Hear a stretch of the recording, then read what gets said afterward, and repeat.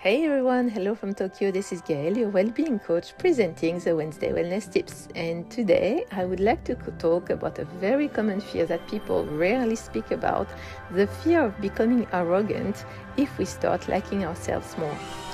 Some time ago, a Japanese patient came to see me with a problem that is actually quite common but deeply painful.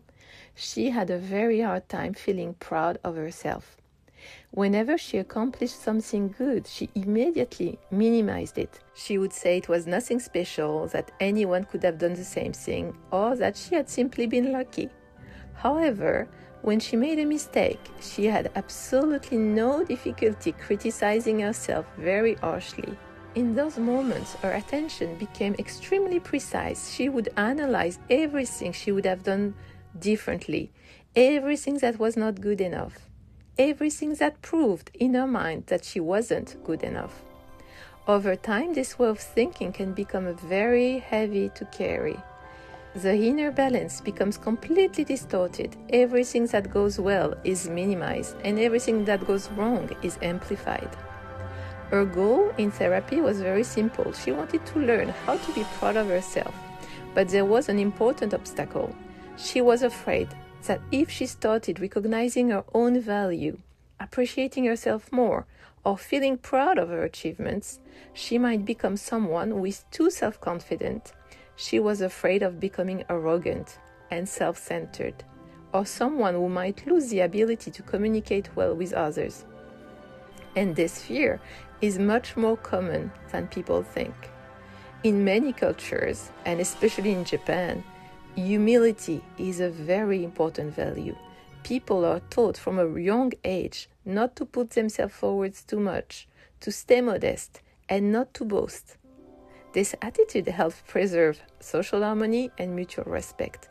These are beautiful values, but sometimes the message gets interpreted in a way that becomes unfair toward oneself.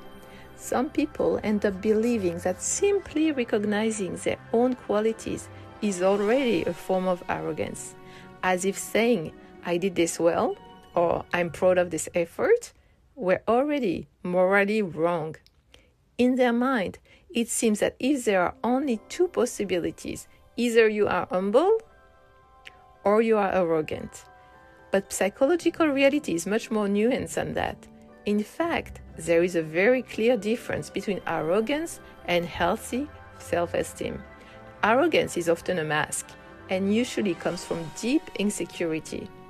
People who appear arrogant often feel a constant need to prove their value, to show they are superior, or to compare themselves with others in order to feel reassured. They need to place themselves above others. But a person who has solid self-esteem does not need to do that. When someone feels internally stable, they don't need to push others down in order to exist. They can recognize their own qualities without diminishing the qualities of others. And something important changes in the way they interact with the world. When we feel good about ourselves, we often become more relaxed in relationships. We are less defensive, we listen more, we are less obsessed with the idea of appearing perfect. And paradoxically, this often makes communication much easier and more pleasant for everyone. I gave her a very simple image to illustrate this. Imagine a lamp.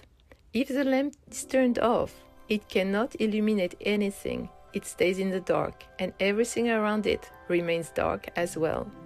But when the lamp is turned on, it does not only illuminate itself, it lights up the entire room.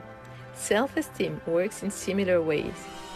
When we begin to recognize our efforts, when we speak to ourselves with a little more respect, when we allow ourselves to feel proud of certain things we do, we often become a lighter presence to others, because we are less tense, less harsh with ourselves, and often less harsh with others as well.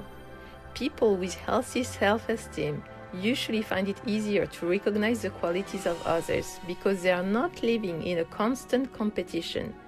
They can say, "Oh, they did something remarkable," without feeling that it threatens their own value. And this is very important. People who judge themselves harshly often live in an inner world where everything is constantly evaluated. Who is better? Who is worse? Who deserves what? That internal climate creates a lot of pressure. Learning to be proud of yourself does not mean ignoring your mistakes. On the contrary, people with balanced self-esteem are often able to recognize their mistake much more calmly. They can say, oh, I made a mistake. And they can also say, and I also did many things well. Both realities can exist at the same time. We can be imperfect and still have value. We can make mistakes and still deserve respect. This is the balance that this patient was trying to build. And for many people, this learning begins with something very simple. Learning to notice what is going well too. Not only the spectacular successes, but also the small efforts of everyday life. A moment when you showed courage, a moment when you persevered, a moment when you tried even if the result was not perfect. If you recognize yourself in this fear, the fear of becoming arrogant if you start appreciating yourself more, I would like to suggest a small experiment. For a few days, at the end of each day, ask yourself one simple question. What did I do today that I can be proud of? It can be something very small, finishing a difficult task, taking care of someone, continuing even though you were tired. What matters is not the size of the achievement. What matters is training your attention to also see what deserves recognition. Because little by little, learning to be proud of yourself does not distance you from others.